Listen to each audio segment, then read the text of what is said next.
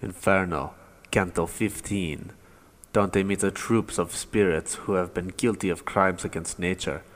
He recognizes his former preceptor, Brunetto Latini, to whom he expresses his gratitude. Brunetto characterizes the Florentines and intimates to Dante the evils he may expect. On one of those firm margins lay our road, and o'er the water rose thick clouds of mist, sheltering the stream and piers on which we trod. In such embankments as the Flemings rear, the flood's impetuous progress to resist, twixt Ghent and Bruges, where its rage they fear, and such as to protect from Brenta's might, their villas Padua's citizens devise, ere melts the snow on Chiarentana's height. Embankments like to these were here displayed, but not so lofty or so vast in size. Whoe'er their builder was, these piers were made. So far behind us had we left the wood, that had I turned me round in vain had been the endeavor to behold it whence we stood. When on the margin by the river's side a band of souls we met, whose prying eyes scanned us as men are wont at eventide, 'neath the young moon to scan each passer-by, and straight towards us their brows they had sharpened up, like an old tailor at his needle's eye. My features thus so steadfastly surveyed were recognized by one of this strange troop, who seized my skirt and said, "Oh, how wondrous!" When forth he stretched his arm, my looks were bent so earnestly upon his scorched brow, that in his shriveled face could not prevent my recollection of him full and clear. Then downward to his face my own I bow, exclaiming, "Sir Brunetto, art thou here?" "May it displease thee not," he said, "my son, if for some little distance back with thee Brunetto turn, while this our band moves on. Turn, I implore, and with thee," I replied.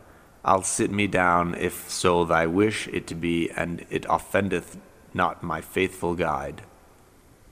"He of this flock, who but one moment rests, lies here 100 years, my son," he said. "No fan to cool him when the fire molests. Wherefore proceed, I at the skirt will go, and afterwards my wretched troop rejoin, who journeying on bewail their endless woe." I dared not venture down that I might tread level with him, but bending low inclined, like one who reverently bows his head, "What fortune or what destiny," he cried, "hath brought thee here before the final day? And who is he that deigns the path to guide?"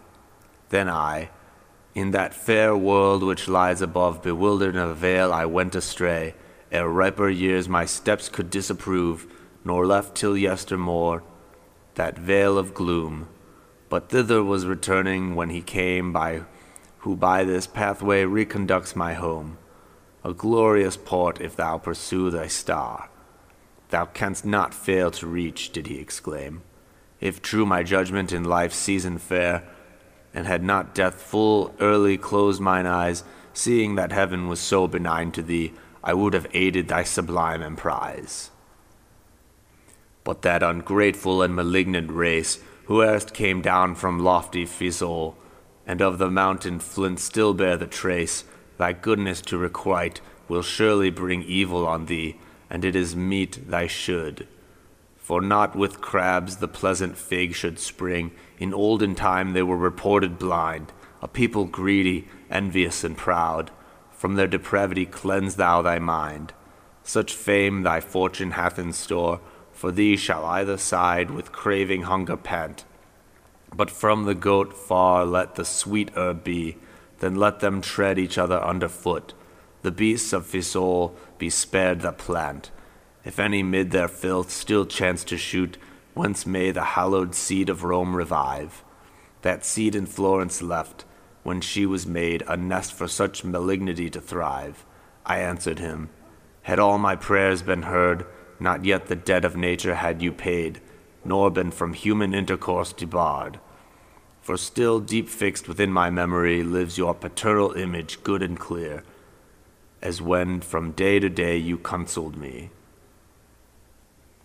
How man may best immortalize his name, my gratitude while yet I breathe the air, 'tis meet I show and with my voice proclaim, What you have told me of my days to come, I treasure up to be explained by her, if e'er I reach her, who will know my doom. But upon these words of truth rely, if in my breast no secret stings I feel, let fortune do her worst, prepared am I. Not new to me this prophecy I trow. Then as she lists, let fortune turn her wheel, and let the peasant turn his customed hoe. Now to the right my master bent with speed, and on mine ear his warning accents fell. He listens to good purpose who takes heed. Not that I ceased discoursing as I went, with Sir Brunetto asking him to tell who of his comrades were most eminent. The histories of some I may relate, others, he said, 'twere better not to name. Time would be wanting for a theme so great. Know briefly, all were priests and learned men, great literati and well known to fame, on earth polluted with the self-same stain. Priscian proceeds with that accursed crew, a Corso too. Him mayst thou see besides, if anxious such impurity to view, who by the servant's servant was dismissed from Arno to where Barchilion glides. There ceased his lustful body to exist. More would I say, but here must end our speech, and now we two must part, for I perceive fresh dust arising from the sandy beach. Spirits approach with whom I may not be, my treasure recommend, in which I live. No other favor do I ask of thee. Then back he turned, and one of those he seemed, who at Verona in the race essay, to gain the mantle green, and might be deemed not he who loses, but who wins the day.